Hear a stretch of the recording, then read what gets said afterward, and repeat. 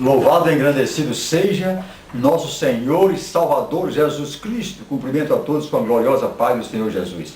Ressurreição corporal de Jesus. Primeiramente, eu vou dizer o que é a ressurreição. E também explicar por que corporal, porque é uma redundância. Toda ressurreição é corporal, é ressurgir dos mortos.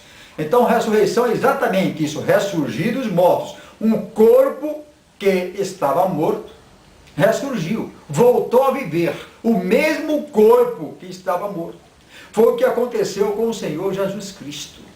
Ele falou, ele profetizou, ele asseverou, afirmou, declarou que iria ressuscitar ao terceiro dia e ressuscitou.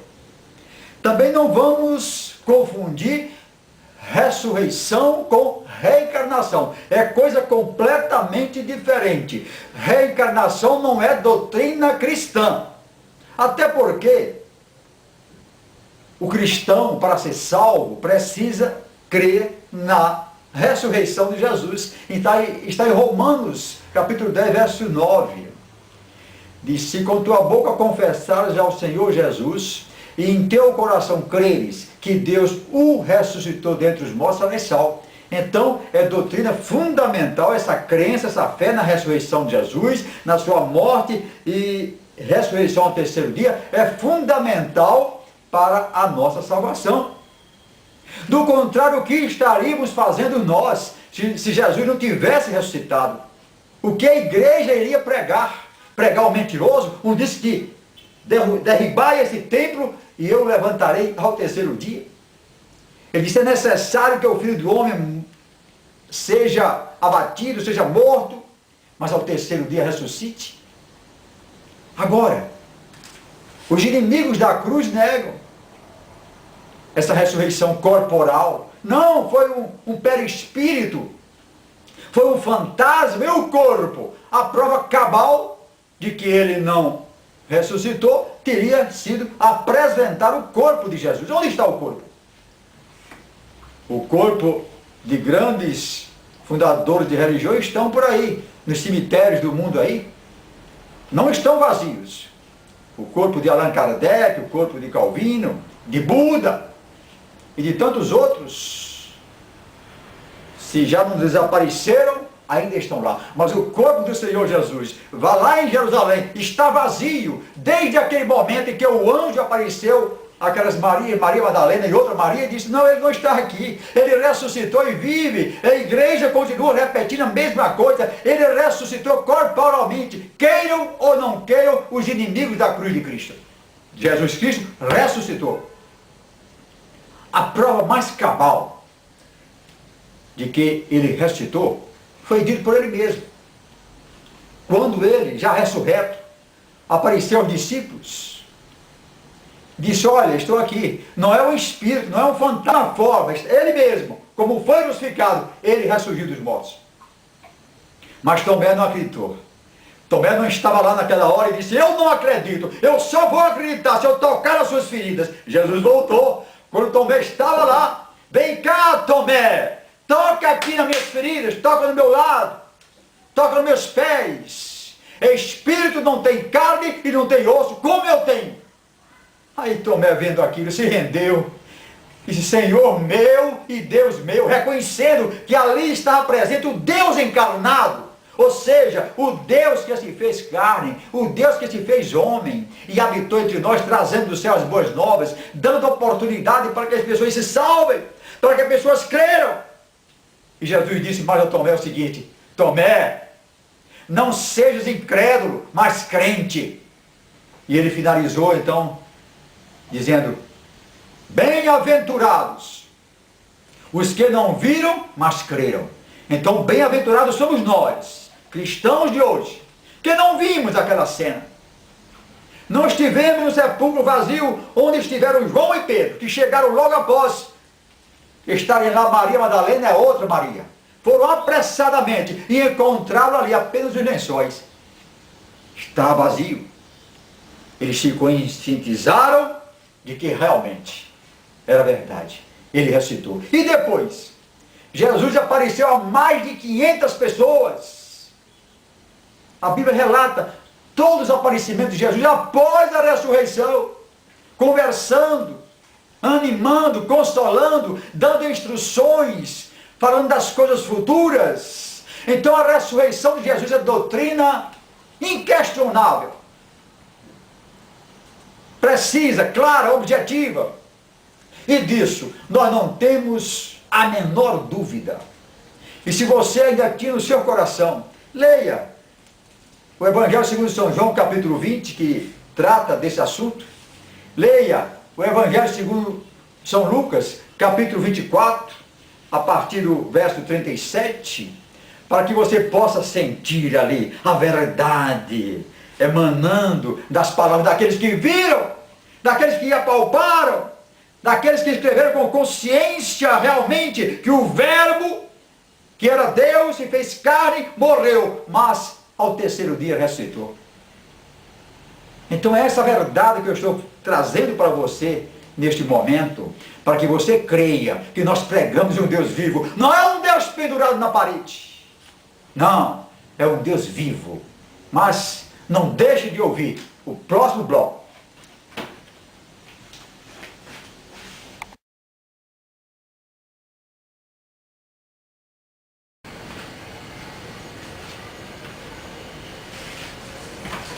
Glória a Deus, ressurreição corporal de Jesus. Rapidamente, vamos ver a diferença entre ressurreição e reencarnação.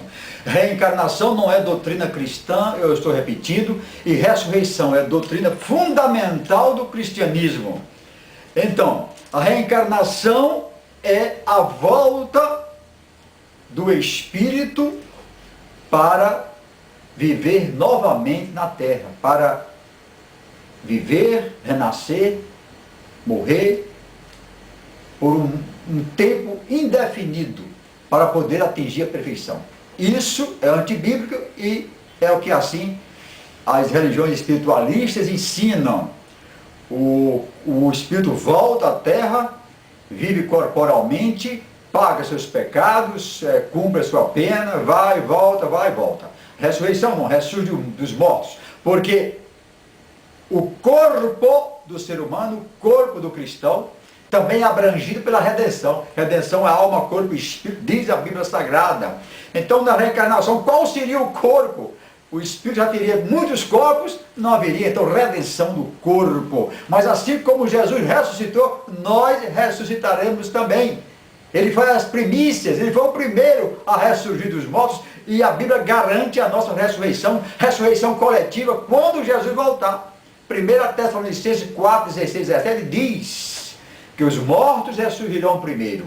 Depois nós que estivermos vivos na sua vinda, então seremos arrebatados para estarmos com Cristo para sempre. Então, meus amados, a ressurreição corporal de Jesus é uma doutrina inquestionável da Bíblia. Agora, nós temos ouvido e visto e lido aí argumentos até certo ponto hilariantes. Ele não sabe o que fazer com a ressurreição de Jesus, como explicar. E alguns dizem, não, mas a ciência não explica que um corpo já em estado de putrefação, já há 3 dias morto, possa reviver. A ciência não explica. E como é que nós precisamos da ciência para ter fé? Então ninguém precisa ter fé, porque a ciência não explica. Não estamos, o cristianismo não está nem aí para a ciência. A fé, os milagres de Jesus, não são explicados pela ciência. E a ciência também não explica, por exemplo, a existência de perispírito, a existência de espíritos. A ciência também não explica. Pois bem, e eles dizem, por exemplo, querendo explicar o que aconteceu com o corpo de Jesus, dizem que escafedeu-se, subiu, dizem que evaporou-se no ar, era um perispírito, era um corpo fluídico e desapareceu. Mas a ciência explica isso? Como que a ciência explica que um corpo desapareça? Outra coisa, cadê o corpo? Porque esse corpo não poderia sair do sepulcro, porque foi um corpo bem guardado. Os fariseus foram a Pilatos e disseram, olha, vamos guardar esse corpo, porque ele disse que ressurgiria ao terceiro dia. Vamos ter cuidado. Depois os discípulos vêm, roubam esse corpo e vão dizer que ele ressuscitou. Mas Deus preparou exatamente esse momento para que o corpo fosse bem guardado, para envergonhar o diabo. Ele estava bem guardado, não poderia sair dali. Tinha a guarda romana bem armada. Colocaram uma pedra muito grande à entrada do sepulcro. Essa pedra foi selada. O que é selada? Foi colocado um cordão ao redor da pedra e as suas extremidades foram coladas na rocha. E em cima, então, de uma argamassa de barro, foi colocado o sinete. Em cada ponta das extremidades desse cordão, dessa linha, foi colocado o sinete romano. Foi selada. De modo que, se a pedra fosse removida, o selo se romperia. E sabe o que aconteceria com os guardas? Seriam mortos. Pagariam com a vida se deixasse o corpo sair, se alguém roubasse o corpo. Mas chegou um anjo, e com um sopro, a pedra saiu, e Jesus ressuscitou. Esse é o Jesus que nós pregamos. O Cristo vivo, ressuscitado. É por isso que nós não fazemos procissão dos mortos. A nossa procissão é dos vivos. É de Jesus crucificado, é de Jesus ressuscitado. Aquele que vive e reina para todo sempre. É esse Jesus que nós pregamos. Então, meus amados, a ressurreição de Cristo, a ressurreição corporal de Cristo, é doutrina cristã. Que ninguém pode questionar. Sabe por quê? Porque quem escreveu isso aqui esteve presente, viu, tocou. Aqui o evangelista Lucas disse que nós vimos, o que nós apalpamos, o que nós contemplamos, é isso que nós escrevemos. Está aqui. Livro de Atos. Logo no comecinho, ele diz o seguinte: